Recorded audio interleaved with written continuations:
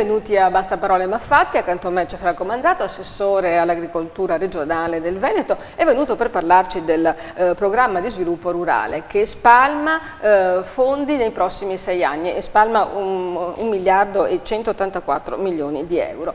E parte di questi fondi saranno utilizzati per far conoscere i prodotti tipici e non solo tutti i prodotti dell'agricoltura veneta. Sì, è un'opportunità che è messa a disposizione del mondo agricolo, del mondo cooperativo, del mondo agroindustriale, ma sicuramente anche della Regione del Veneto, perché la Regione del Veneto ha una grande capacità di esportazione dei prodotti, vive una gran parte della propria benessere agricolo proprio sull'esportazione e vogliamo incentivare questo, quindi nella costruzione di rapporti con altri stati.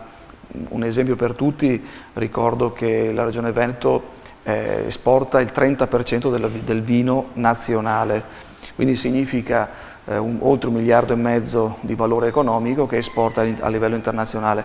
Mettiamo a disposizione delle risorse perché il piccolo imprenditore, perché il sistema cooperativo, perché anche l'industria possa conoscere nuovi mercati, sfondare nuovi mercati e in qualche modo essere sempre più competitivo. Oggi il mercato non è più quello interno, non è nemmeno quello europeo, ma si parla di un mercato globale.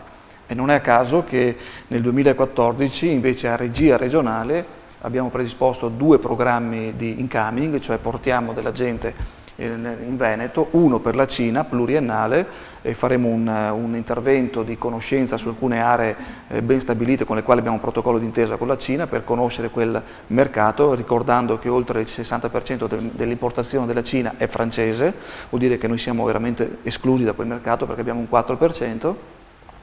E poi un programma invece di intervento porteremo circa 300-350 tra importatori, grossisti e giornalisti di settore da tutto il mondo, li porteremo in Veneto e da Venezia fino a Verona faremo conoscere tutte le nostre grandi produzioni, perché bisogna vendere sia il prodotto, quindi l'olio, il vino, la nostra carne, i nostri formaggi, ma dobbiamo vendere anche il nostro paesaggio, il nostro ambiente e la nostra cultura e sono convinto che è la strada giusta per poi riuscire a consolidare un'immagine importante del Veneto nell'esportazione dei propri prodotti. Ecco, ma se io ho una grande azienda, mi viene in mente per esempio l'unica risaia che c'è nella provincia di Venezia che si trova nella zona del Veneto orientale, non ho problemi, vi chiamo e voi andate, no? Però voglio dire, se un agricoltore è piccolino come fa? Può accedere ad alcuni bandi, noi mettiamo a disposizione delle risorse ingenti, sono oggi aperti 4 milioni di euro per la promozione, può accedere a queste risorse, prenderà un 50% rispetto a quello che chiede per farsi conoscere nei mercati internazionali, nelle grandi fiere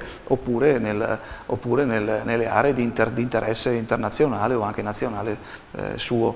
Quindi stiamo intervenendo sia sul singolo, sia sul sistema cooperativo, sia anche direttamente come regione per far conoscere il territorio. Ma farsi conoscere vuol dire acquistare per esempio uno stand in una fiera? Acquistare uno stand in una fiera, costruire per esempio i rapporti B2B, come si chiamano, a livello internazionale, quindi tutto quello che in qualche modo può facilitare l'esportazione e la conoscenza del proprio prodotto.